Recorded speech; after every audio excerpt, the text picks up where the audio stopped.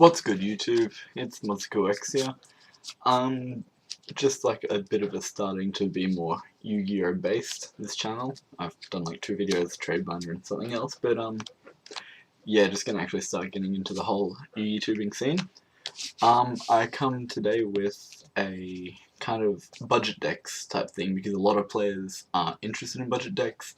They can't spend a lot of money on the game, and it's just people that don't really play the game all too much. It's way better than spending $300-400 on a deck that's just gonna get like destroyed for the next format.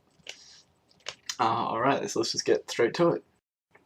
Alright, so when I say budget decks, I mean decks that you can build for $60-70 or less. Main deck and possibly side, definitely not extra. But the good thing about an extra deck is you build it once and you've got everything for it, apart from like archetype specific cards. Alright, so the first deck I want to talk about is Blackwings.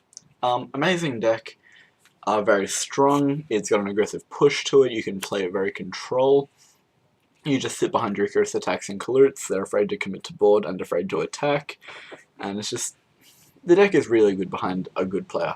It's not the best starting out deck, for that I'd say something more like Gadgets, but for the more experienced player, Blackwings are a very good deck that you can play.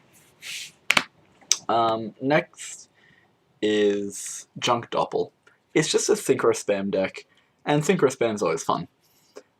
It's not, again, it's really cheap to build. Like, you could probably get it for about $40 if you're not running Cherries, Tour Guide, or BLS. They're not really like Tour Guide, they're pretty cheap. You can get them for like $5 each now.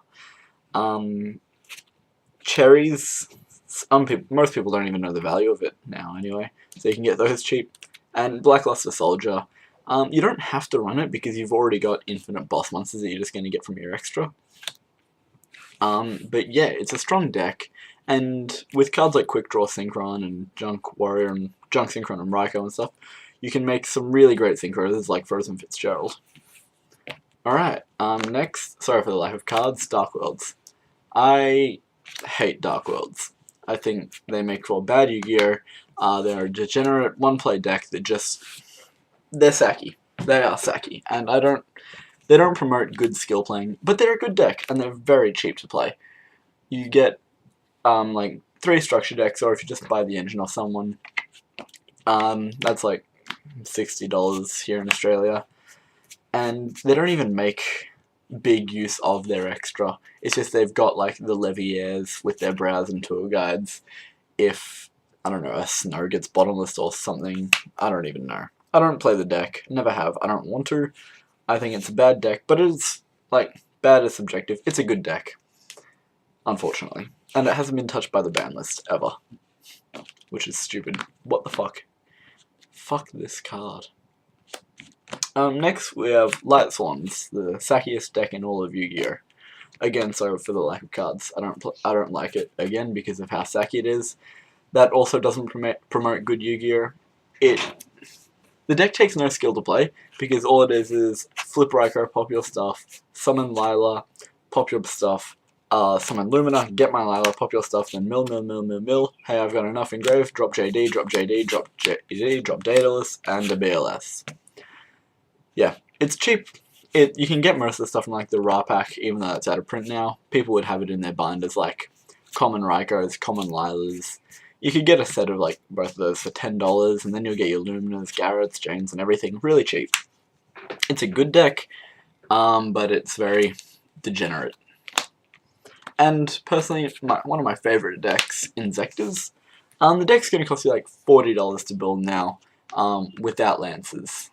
With Lances, around 70, which is still pretty cheap for a Yu-Gi-Oh! Deck. It's decks that promote combo-based combo-based decks promote the best type of Yu-Gi-Oh!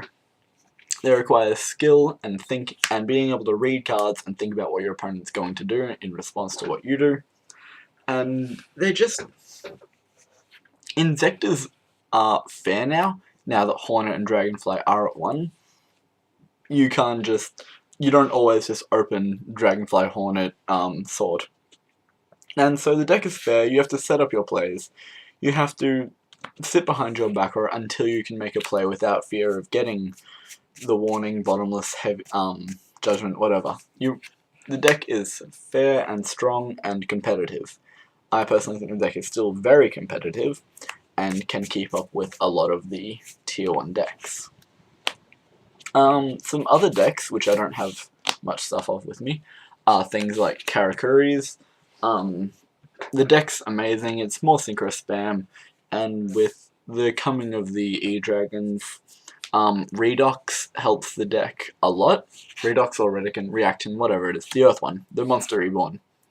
Because now Torrential won't kill the deck as much, and you can just play a fun game. The deck is very good, and cards like Instant Fusion speed it up and make it fun. It's combo based and it's good.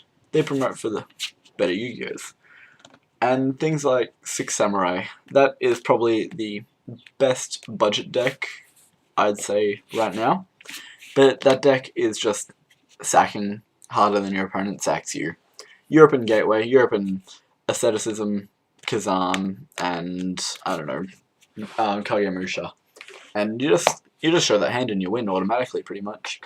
The deck's stupid, and it needs to be touched by the ban list again. Not in a good way. But yeah, that's it for my budget thing. Like, rate, comment, subscribe, all that stuff. And yeah, this is MozcoX signing out.